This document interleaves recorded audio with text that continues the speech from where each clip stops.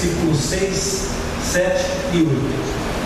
Aqueles, pois, que se haviam reunidos perguntaram a Jesus, dizendo: Senhor, restaurarás tu neste tempo o reino a Israel?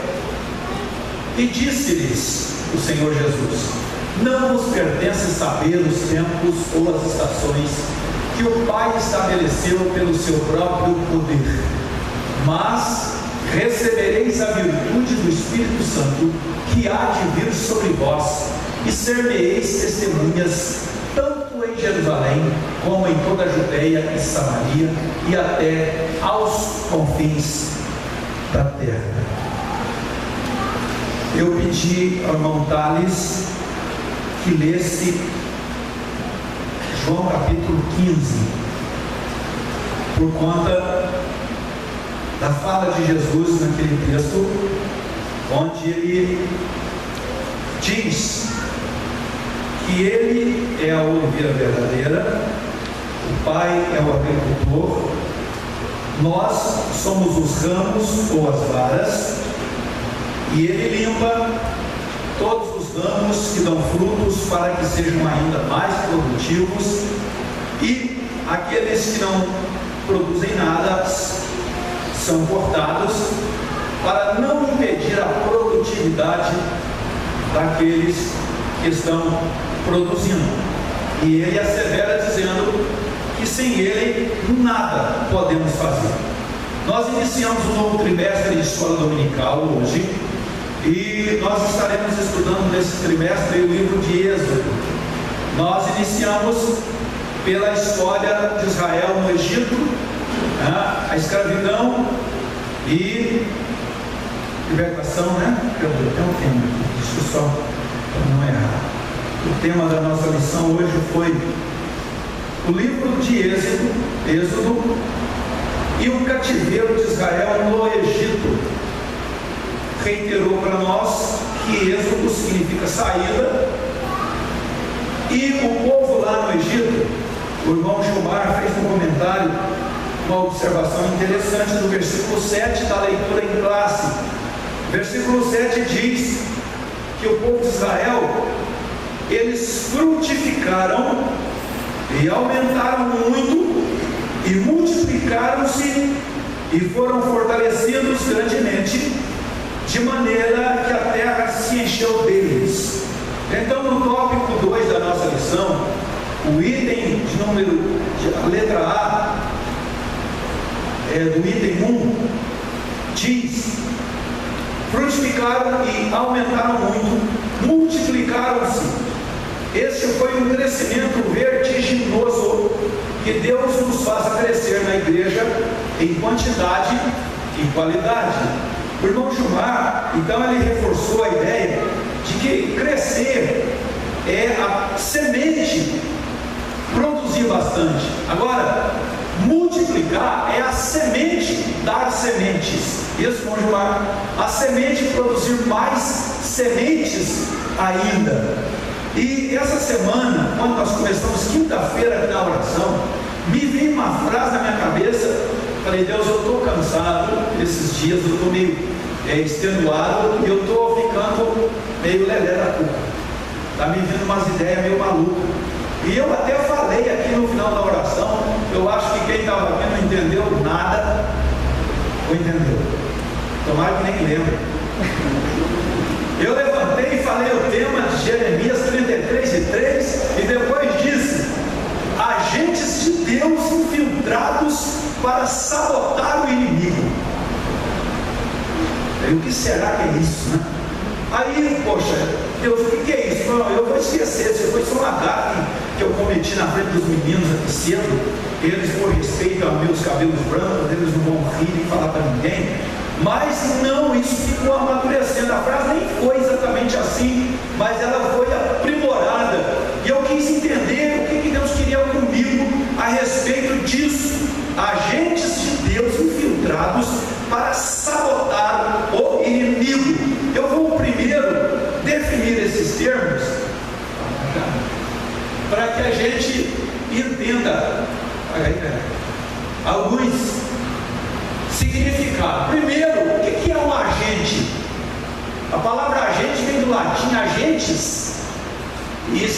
que produz efeito, que é ativo, forte, que opera ou é capaz de operar. Isso é um agente. Número 2, pessoa ou empresa que promove negócios alheios. 3, é um princípio. Isso é o que significa a palavra agente. Então veja só, agentes de Deus. Um agente de Deus, ele é produtivo, ele é efetivo, ele é ativo, ele é forte, ele opera, ele é capaz de operar, de realizar algo, né? Enquanto pessoa, indivíduo e enquanto igreja, ele promove negócios, ou ele atua na vida alheia de forma a transformá-la, né? Ele gera princípio, ele dispara gatilho, ele é uma causa motriz de algo na vida de outrem. Então isso é o que significa agentes. O que é infiltrados? A palavra infiltrados, eu encontrei lá infiltrar, in é um prefixo, elemento designativo de negação, mais filtrar. Então infiltrar, né? Que é o verbo da palavra infiltrado. Filtrar é um verbo transitivo e também intransitivo. Então, entendendo o que é in, que é um elemento que designa negação, vamos ver o que é filtrar. Primeiro, filtro. O que é um filtro? Aquilo que deixa passar apenas uma parte de algo. Na física, é um dispositivo que permite selecionar certas frequências. Então, quando filtrar algo, o que significa o verbo então filtrar? É passar pelo filtro, é escoar, cair gota a gota. No sentido figurativo, é submeter a um controle, é filtrar as ideias. Não? Seria então uma filtração. O que é uma filtração? Filtrar mais ação. É o ato ou o efeito de filtrar uma ação, de tolir uma ação, uma atitude. Então nós somos agentes de Deus, infiltrados. Como nós entendemos que in é uma negação, é um elemento designativo de negação, e filtrar é tolir. Então significa que nós somos intolíveis. Isso é forte, hein? Se você está inserido num contexto social ou familiar, como agente infiltrado de Deus, você não será filtrado pelo diabo. O diabo não saberá quais serão as suas atitudes e ele não vai impedir que você realize aquilo para o qual Deus te designou nesse seu papel. O inimigo não vai identificar a ação e a atuação que você exerce como um agente de Deus infiltrado para sabotar as ações dele. O que significa a palavra sabotagem? É a ação ou efeito de sabotar, prejudicar, a ação de provocar prejuízos ou danos, tentando dessa forma impedir o funcionamento regular de empresas, companhias, instituições, meios de transportes, estradas, planejamento militar e etc. Então, nós, como igreja de Deus, nós, como membros do corpo de Cristo, nós precisamos ser agentes de Deus, inseridos, infiltrados, colocados num contexto para que o diabo não leve a cabo os seus desígnios, os seus propósitos, os seus planos, os seus projetos. E como eu não quero cansar os irmãos passando das 9 horas, eu vou citar apenas um exemplo muito clássico, muito conhecido da Bíblia, mas tomando desse ponto de vista uma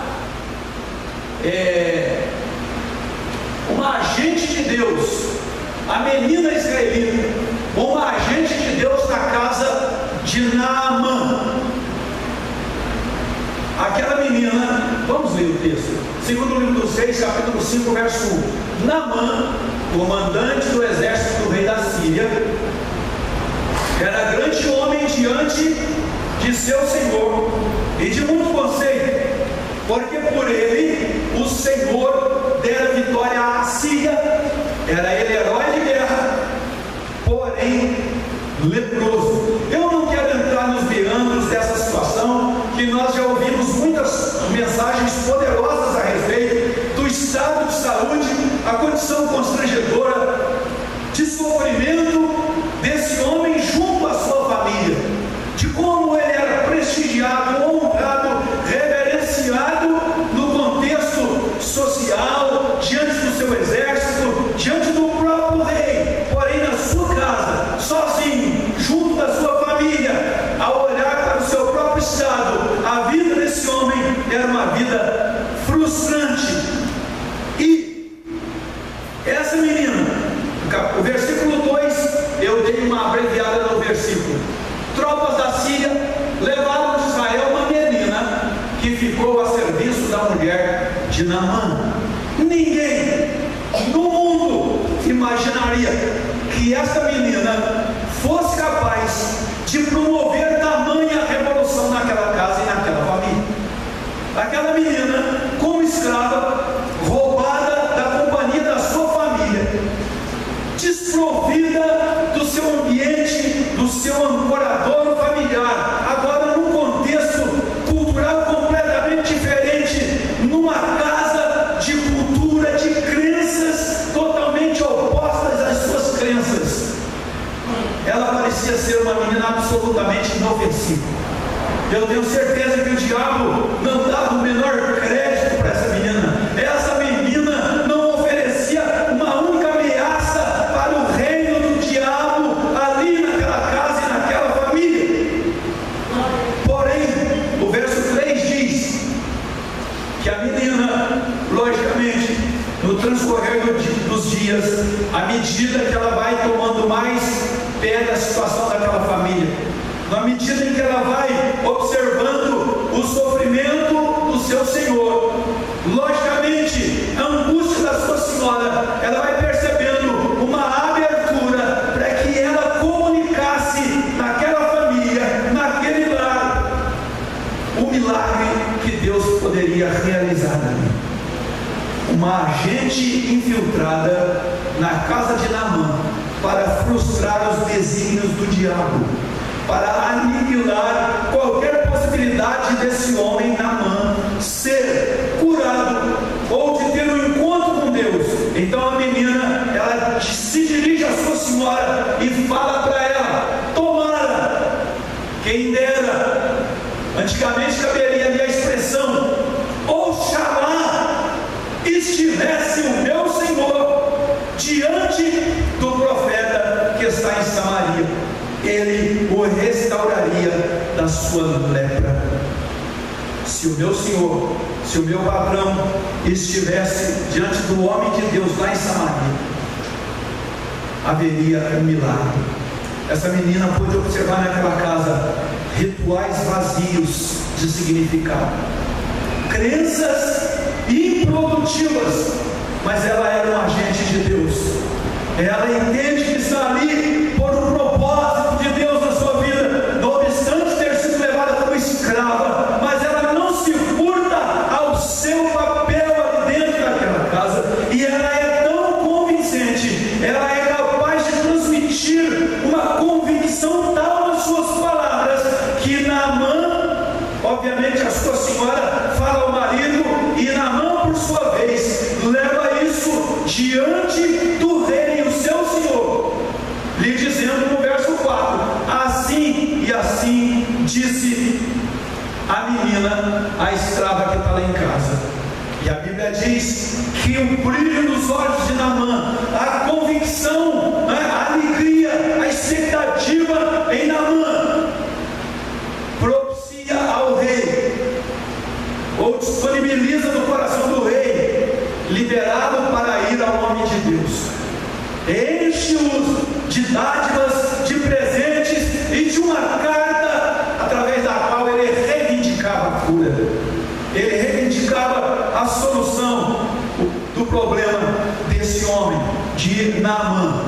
Agora, eu não vou de novo me apegar aos detalhes de Naamã indo até Israel, indo no endereço errado, né? Depois se retirando, e a notícia chega a Eliseu. Eliseu manda chamar a Naamã que passasse na casa dele, fala para ele vir a mim, e ele saberá que há Deus em Israel. Existe um Deus que é diferente das crenças, existe um Deus que está muito acima daquilo que as pessoas imaginam, daquilo que ocupa o imaginário humano. E lá no capítulo 5, ainda o versículo de número 17, temos o resultado da ação dessa agente, essa agente de Deus infiltrada na casa de Naamã. Ela não leva apenas a cura para dentro da casa daquele homem, ela não gera apenas um milagre físico na vida daquele homem, mas o testemunho dessa menina, somada ao milagre de Deus, opera junto na vida desse homem, algo que marcaria a sua vida, a sua história para sempre. E eu poderia afirmar sem nenhum medo de errar que esse homem se tornou um canal de Deus, um agente de Deus na Síria, para comunicar as grandezas do Deus de Israel. A menina convence-o, ele vai até o homem de Deus, ele faz o que o homem de Deus manda. Depois de alguma relutância, ele sai da água curado. E lá no capítulo 5, ou seja, ali o resultado da ação, a cura da lepra e a conversão do general ao Deus verdadeiro. Presta atenção nisso. Versículo 17, disse Naamã. O versículo 16, o 15, fala que Naamã, ele retorna com a comitiva, ele pega os seus presentes e leva até diante de Eliseu. Ele oferece presentes para Eliseu. Eliseu rejeita prontamente os presentes dele. Eliseu não quer que esse homem associe o seu milagre, a sua cura, a qualquer coisa de cunho material, de cunho físico. Então Naamã diz para ele: se não queres os meus presentes, peço-te que ao teu servo seja dado levar uma carga de terra de 2 mulos, porque nunca mais oferecerá esse teu servo holocausto nem sacrifício a outros deuses, senão ao Senhor. Esse homem, ele não foi tocado apenas no seu físico, ele foi tocado no seu intelecto, ele foi tocado na sua crença, nas suas convicções religiosas.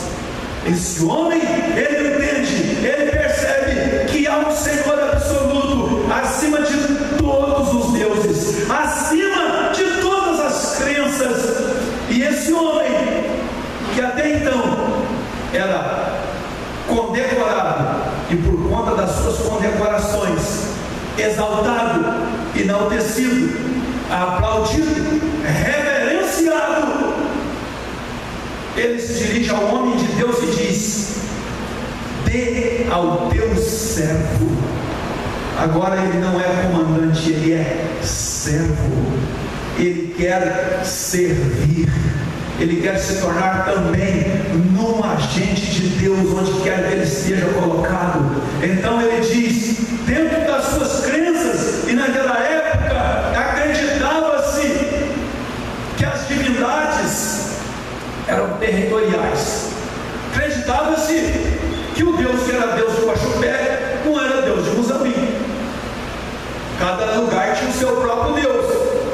Por quê? Porque entendia-se que a divindade estava associada à terra. Então, para ele ter certeza de que o Deus de Israel o aceitaria, ele pede ao homem de Deus 2 mulos de terra, ou seja, uma carga de terra suficiente para chegar na casa dele, ele espalhar aquela terra, ele gira ali um altar para adorar a Deus.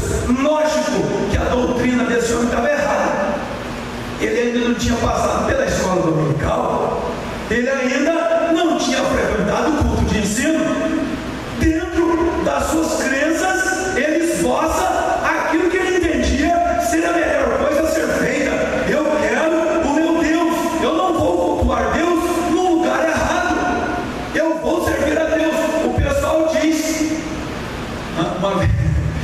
vez na roça, nós vimos um senhor que ele mandou a gente trabalhando, ele fala assim: agora essa turma aqui vai passar para riba. E nós, meninos, começamos a rir. Ele falou assim: para cima ou para riba, qualquer caminho sai na vila. Naamã entendeu que do ponto de vista de Deus, não é todas as religiões, não é todas as crenças, o importante é falar em Deus, o importante é que Deus esteja em primeiro lugar. Não, meu irmão, Deus estará em primeiro lugar onde a sua palavra estiver sendo observada, onde a sua palavra estiver sendo ensinada, e como os bereanos nós estivermos analisando, investigando, consultando se o procedimento está de acordo com a palavra de Deus. Naamã, ele não queria se equivocar, e na sua ignorância, de novo convertido, ele queria ter certeza de que estava agora prestando culto ao Senhor, ao Deus de Israel, e ele preocupado a que ele fosse mal interpretado pela ocupação militar que ele exercia, ele faz um pedido no verso 18: nisto perdoe o Senhor. Aí ele não está pedindo perdão para o profeta Eliseu. O Senhor ali está com todas as letras. Ele já descobriu que tinha o Senhor com todas as letras maiúsculas. Ali é o Senhor El Shaddai, o Deus Todo-Poderoso. Ele agora sabe que além das crenças das várias divindades cultuadas no seu país, havia aquele que é o Senhor dos Senhores, o Senhor, o El Shaddai Todo-Poderoso. Então ele diz: dentro do meu contexto social e no papel que eu exerço, perdoe o Senhor a teu servo, quando o meu Senhor. Olha a diferença que ele faz aqui. Naquela época os reis eram divinos, os reis eram cultuados, mas ele diz que o Senhor do céu, com todas as letras maiúsculas, e o seu Senhor agora com todas as letras minúsculas, um mero mortal, um líder, porém um mero ser mortal. Ele entrava na casa de Rimon, um deus ali da Síria. Ele diz: quando o meu Senhor entrar para adorar Rimon, e ele se encostar na minha mão, e eu também me tenha de encurvar na casa de Rimon, quando assim me prostrar na casa de Rimon, nisso perdoe o Senhor a teu servo. Naamã queria ter certeza de que no exercício do seu ofício ele não estaria afrontando a Deus. Ele não queria deixar de honrar o seu Senhor, o seu rei humano, que, pelo que se percebe, de repente até já fosse uma pessoa de idade avançada e gostasse de ir com ele ao templo e apoiava-se nele para se ajoelhar. E ele disse: eu tenho que me ajoelhar juntamente com ele, mas eu não estarei me dobrando mais a crendices, a idolatria, porque eu conheço agora o El Shaddai, o Deus poderoso, o Deus majestoso, o Deus que fez o céu e a terra, e é a ele que eu prestarei culto daqui por diante. Meu irmão, eu queria que você saísse daqui hoje com a seguinte convicção: você é um agente de Deus, quer você queira, quer não. Agora, se você está lá no seu ambiente de trabalho ou familiar, infiltrado é que é a questão. O diabo está filtrando você, o diabo está impedindo você de agir, o diabo está fazendo de você apenas mais um. Você já está naquela filosofia de que não se pode com eles, unas-se a eles o mesmo vocabulário, o mesmo comportamento, as mesmas atitudes, ou você está fazendo a diferença, ou você está bloqueando a ação do diabo. Você já parou para pensar na decepção que o diabo tem com essa história? Você já parou para pensar que enquanto o diabo acha que está dizimando o povo de Deus, que ele está tirando o povo de Deus, na verdade ele está levando agentes de Deus para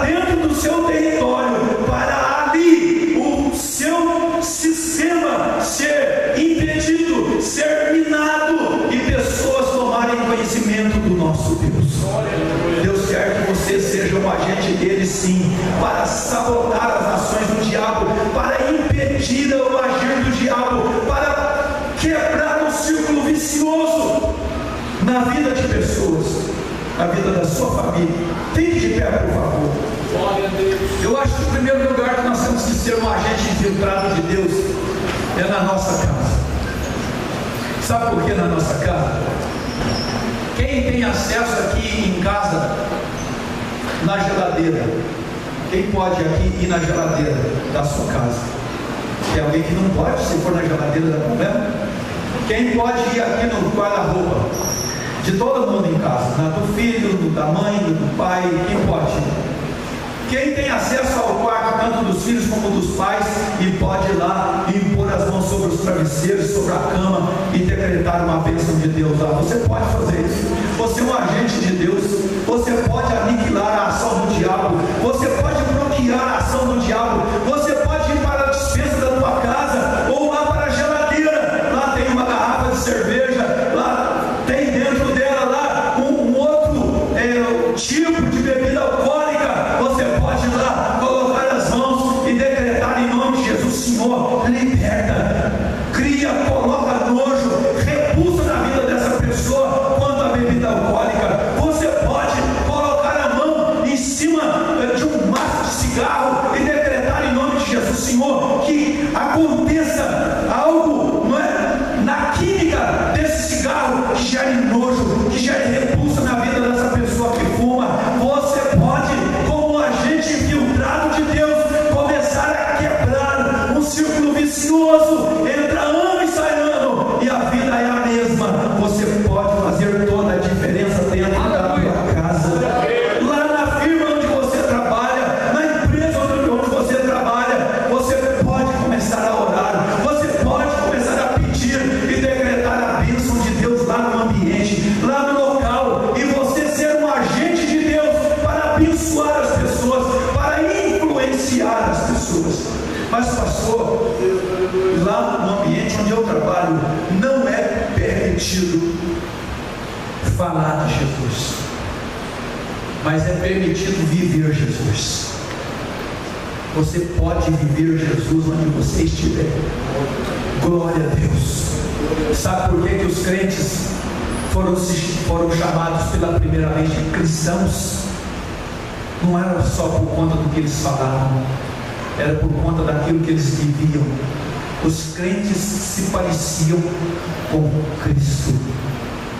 Se você for um verdadeiro representante de Jesus lá no trabalho, na escola, na vizinhança, as pessoas verão algo de diferente em você.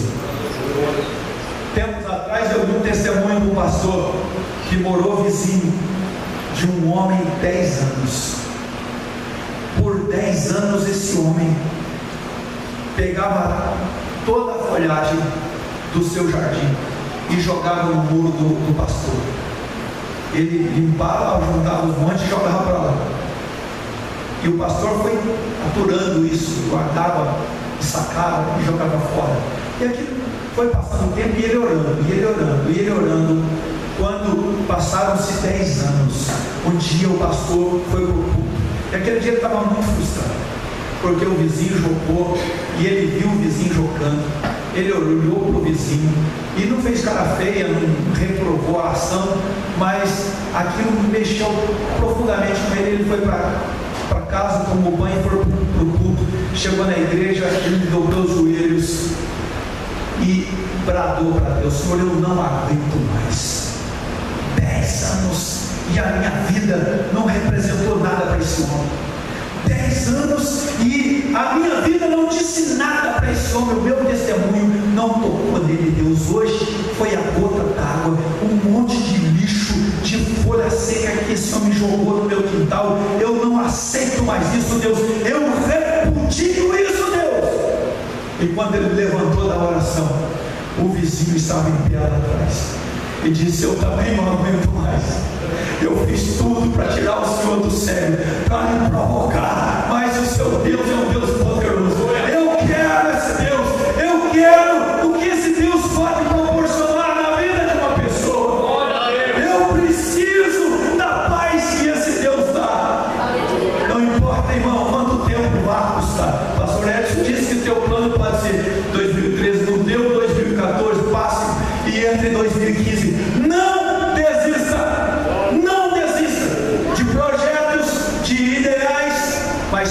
principalmente, não esqueça o papel a que você é chamado a representar aqui nessa terra. Você é um agente de Deus.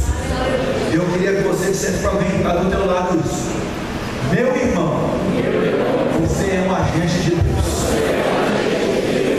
Trate de sabotar o inimigo. Trabalhe na contramão dele. Desarticule ele. Mostre Jesus para as pessoas. Glória a Deus. Glória a Deus. Mas eu posso fazer aqui da palavra desse hino: vim diante do teu altar. Como é que diz a estrofe?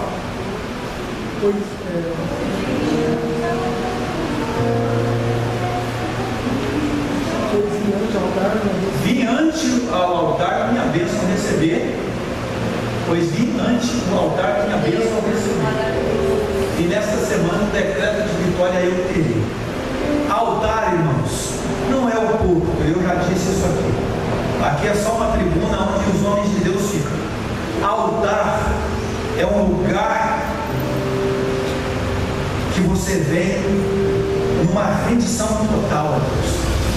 Ele pode representar um espaço aqui na frente, mas não o lugar físico. É um ato de entrega. Eu quero que todas as pessoas que queiram de fato se transformar num agente transformador, influenciador do ambiente onde você convive, na tua casa, no teu lar,